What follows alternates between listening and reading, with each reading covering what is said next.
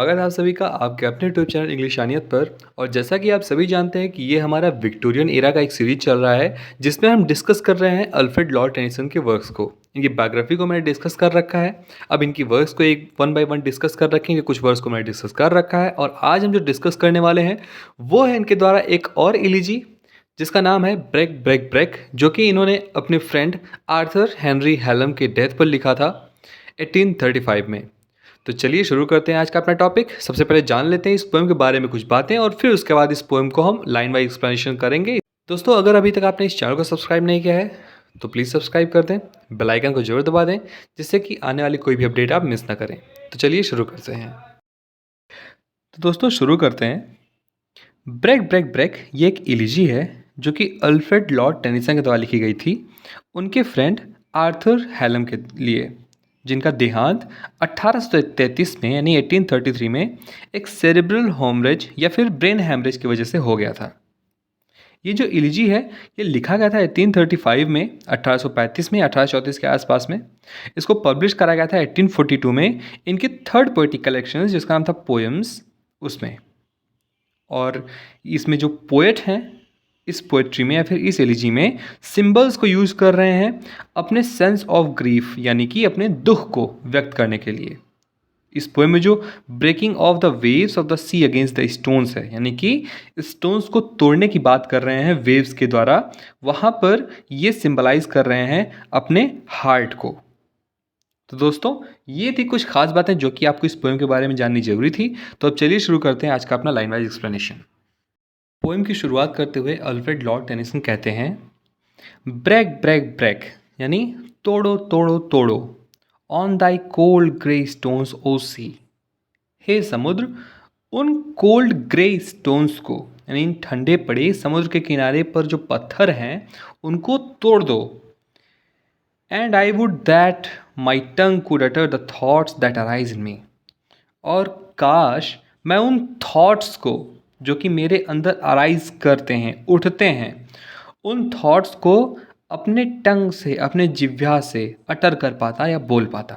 यानी कि यहाँ पर जो ब्रेक करने की, जो स्टोन तोड़ने की बात कर रहे हैं वो अपने हार्ट को सिंबलाइज करते हुए कह रहे हैं, यानी कि हे समुद्र तुमने मेरे इस हार्ट को तोड़ दिया है और तोड़ दो, क्योंकि मैं, मेरे अंदर जो ख्याल उठ रहे हैं उनको अपने टंग से बोल नहीं पा रहा हूँ।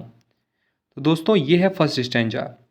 अगले स्टैंजा में वो थोड़ा सा जेलस हैं फिशरमैन के बॉय से और जो सेलर हैं उनके बॉय से, उनके बच्चों से। वो लिखते हैं, O well for the fisherman's boy that he shouts with his sister at play, यानी कि ये तो बहुत अच्छा है उस फिशरमैन यानी उस मछुआरे के बच्चे के लिए जो अपने सिस्टर के साथ खेलते हुए शाउट कर सकता है, चिल्ला सकता है। O well for the sailor's lad, और ये सेलर के बच्चे के लिए भी बहुत अच्छा है।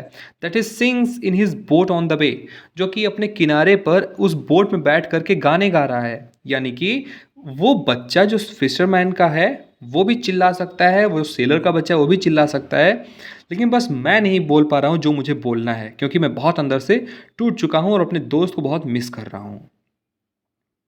अगले स्टैंजा में वो लिखते हैं, and the stately ship go on to their haven under the hill, और जो स्टेटली शिप है, जो बड़ी सी जहाज जो समुद्र में जा रही है, वो अंडर द हिल यानी कि पर्वत के नीचे कहीं पर उसका एक अड्डा है जहां पर वो जाकर के रुकेगी। बट लेकिन O for the touch of a vanished hand, उस टच को, उस छुअन को, उस हाथ के जो कि अब नहीं है, वैनिश हो चुका है। And the sound of a voice that is still, और उस वॉइस को, उस आवाज़ को मैं क्या कर रहा हूँ, मिस कर रहा हूँ, जो कि अब स्टिल हो गया है, शांत हो गया है। यानी कि यहाँ पर अपने फ्रेंड को मिस करते हुए कहते हैं कि मैं अपनी दोस्त से टच होने का और उसकी आवाज़ सुनने को अब तरस चुका हूँ। वो आगे लिखते हैं, break break break all the foot sorry at the foot of thy crags O sea, crags means पत्थर, ओ सी मतलब हे समुद्र। फिर से वो कहते हैं कि इन पत्थरों के पैरों को चाहे तुम तोड़ दो, ब्रेक ब्रेक ब्रेक तोड़ दो, और eight the foot of thy cracks और सी, जो मेरे पैर पर वो पत्थर पड़े हैं पैर के नीचे उनको। बट लेकिन tender grace of a day that is dead will never come back to me, तो तुम कितना भी मेरे दिल को तोड़ दो, मैं कितना भी तरस लूँ, लेकिन फिर भी जो tender grace of a day यानी कि जो कोमल हृदय वाला बहुत ही कोमल प्राणी था उस दिन, जो कि अब मर चुका है, will never come back to me, वो अब मेरे पास वापस कभी नहीं आएगा। तो दोस्तों इतना था, एक छोटा सा पोएम था 16 लाइंस का। आशा करता हूँ ये पोएम आपको बहुत अच्छे से समझ में आई होगी। मिलते हैं अगले वीडियो में एक नए टॉपिक के साथ। तब तक के लिए अपना ख्याल रखिए। धन्यवाद।